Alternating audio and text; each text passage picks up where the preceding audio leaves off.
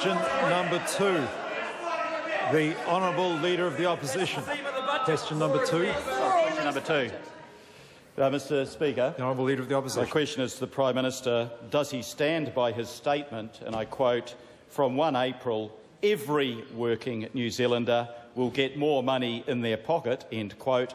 If so, why? The Honourable Prime Minister. Mr. Speaker, yes, I certainly do. Those families who receive Working for Families got their expected 1 April increase brought forward to 1 October last year, part of National's policy.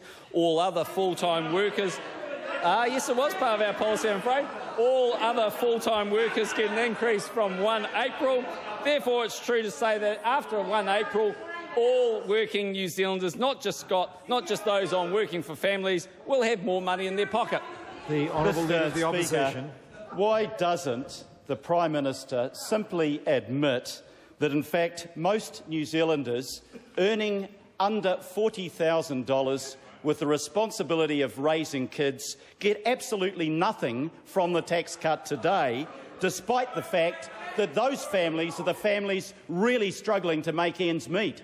The Honourable Prime Minister. Mr. Speaker, I'm prepared to admit 2 things today. The first of those is that 1.5 million New Zealanders will be grateful they've got a national government because they've got a tax cut. The second thing I'm prepared to admit, Mr. Speaker, is the following. The second thing I'm prepared to admit this, and that is not all is happy within the Labor ranks. You see, not all is happy within the Labor ranks. You see, I happen to be, unlike my good friend Mr. Brownlee, just a little bit more versed in the cyberspace. So I went on to David Cunliffe's Twitter statement, and here it reads... The Honourable Leader of the Opposition. Mr. Speaker, you know what the point of order is. You know that what the Prime Minister is about to do, as he has done constantly, and you haven't pulled him up, is to give an answer totally irrelevant to the question that was asked. That will provoke disorder from this side of the House. Is the Prime Minister speaking to the point of order? Guys, just making a very valuable point that Mr. Cunliffe on his Twitter site said... Order! The Prime Minister must not use... Order. No, the member will resume his seat. Order. The matter will be dealt with because the Prime Minister will not answer the question any further. The Honourable Leader of the Opposition, supplementary question. Point of order, the Honourable Prime Minister. I seek leave to table David Cunliffe's Twitter statement where he says that he should be given more chances to answer questions in the House. I'd kick their proverbials if I was given more of a chance. And if he isn't given a chance, he should possibly... Order. The Prime Minister... Order. The Prime Minister must resume his seat. Order. And the member will resume his seat as well. When I am on my feet, the Prime Minister even will resume his seat. And I will not tolerate that being breached further. Now, leave has been sought to table a Twitter statement. Is there any objection to that document being tabled? There is objection.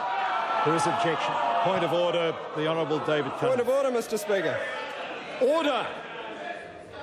Standing orders, excuse the Honourable Member for a moment.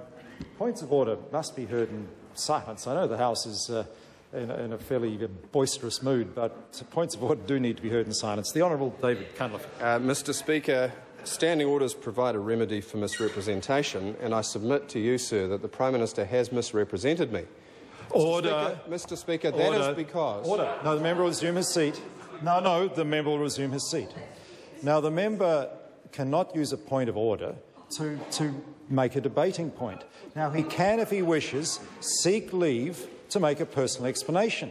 If he, or alternatively during question time, he can ask questions to establish that the Prime Minister has, in fact, perhaps not presented something correctly. During question time, that is the correct manner for addressing these issues.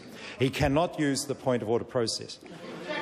Point of order, the Honourable Dr. Michael Cunliffe. Mr. Speaker, you allowed the Prime Minister, in seeking leave to table a document, to read at great length from that, a document which cannot have come from my colleague because he does not have a Twitter account himself. Somebody else has done it, Mr. Speaker. Order. During question time, it's quite easy to establish these kinds of things. Further supplementary questions are available to the members, and that is the correct way to establish if there is concern over answers. Point of order, the Honourable David Order. Cunliffe. I seek leave to make a personal statement in regard to the matter which has been raised by the Prime Minister. Leavers sought to make a personal explanation. Is there any objection? There is. Order. The member will resume his seat. Point of order, the Honourable Bill English. Mr Speaker, the Prime Minister hadn't actually raised it in his supplementary. He hadn't had that opportunity. So how can the member give a personal explanation for a matter that hadn't been raised in answer to the question? Order. No, I don't think I need to hear anything further on this. Obviously, a member can seek leave to make a personal explanation. In this situation, I see no standing order that prevents that from happening. Now, as I understand it, though, the member did seek leave to make a personal explanation. There was objection. I take it that objection is sustained.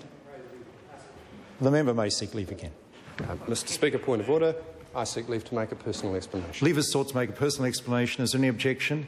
The Honourable David Cunliffe. Mr Speaker, I'm happy. I think the member should resume his seat. No, I think leave has been given for the member to make a personal explanation under a point of order. I think it's not appropriate then to interrupt that with a point of order. The Honourable David Cunliffe. Mr Speaker, my personal explanation is simply this. I have never had an account on the internet site Twitter. I have never sent a tweet, and I have never even, to my knowledge, received a tweet. So whoever it was that has made this statement, it could not have been me, and I leave it to members, Mr Speaker, to surprise who may be behind this jack-up. Order. Chris Tremaine.